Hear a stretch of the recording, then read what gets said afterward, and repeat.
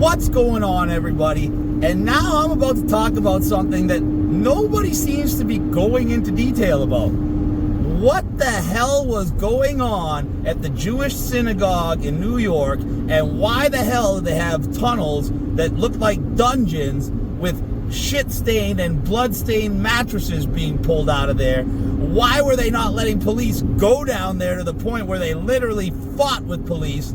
Why were police not arresting, beating, tasering like they would do with anybody else? And why the hell did the NYPD show up to the tunnels and try to fill them up with cement before people could go and investigate? Well, ladies and gentlemen, people like me have been warning you that Zionism and the Zionists that run that synagogue, and the Zionists that control the banks, and the Zionists that control the American government through finance, and the Zionists who are in charge of the Israeli genocide of Palestine, and the Zionists who are behind the LGBT agenda and the 75 genders, and the Zionists who are behind massive immigration into your country of third worlders, but not for their country. It's the Zionists who are behind every nasty thing that's going on in society today, including climate change. The Zionists are the ones who created the World Economic Forum, the World Health Organization. They are the ones that own the pharmaceutical companies that created the mRNA vaccine and the COVID pandemic. Everything in society is going around them. And we know for a fact, thanks to Epstein and everything else, that child trafficking is the #1 black market organization in the world. Larger than guns, larger than drugs. Why? Because you can sell drugs and guns once. You can sell a 6-year-old little girl 30 times a day until you can't, and then you can cut her open, take her organs out while she's still alive, harvest her nice clean blood and her bone marrow, anything that's valuable for medical research. Surprise!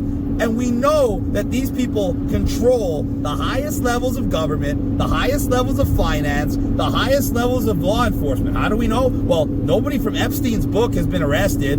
JP Morgan Chase Bank had to pay out over $290 million in hush money so they wouldn't go to jail for facilitating international child trafficking transactions for years. Deutsche Bank in Germany had to pay $75 million for the same purpose.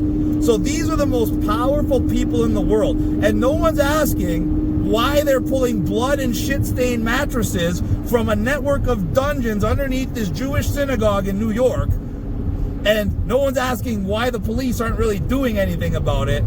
And no one's asking how all of this has been going on for years and years and years without question. Well, it's pretty simple. People like Mayor Michael Bloomberg own that city. The NYPD is like his own little personal army. So if he says, hey guys, we got to protect the child sex traffickers and go fill up those dungeons with concrete before we get exposed to the world, that's exactly what they're going to do, and that's exactly what happened. Ladies and gentlemen, this should be the biggest story all over the world, and mainstream media is covering it only because that thing leaked. And what are they saying? Oh, they make it seem like it's just a normal everyday thing. Well, cops showed up to this Jewish synagogue, and all the people were fighting with the police, and they weren't letting the police down under. We don't know what's going on. Everything is so baffling. They love that word baffling whenever they're lying to your face. We know exactly what was going on. A giant child sex trafficking ring that's been going on for decades or even longer just got busted yet again. Wake up, ladies and gentlemen. Stop supporting Zionism, stop supporting genocide, stop supporting your own demise, and start thinking for yourselves. Chris Sky, signing out.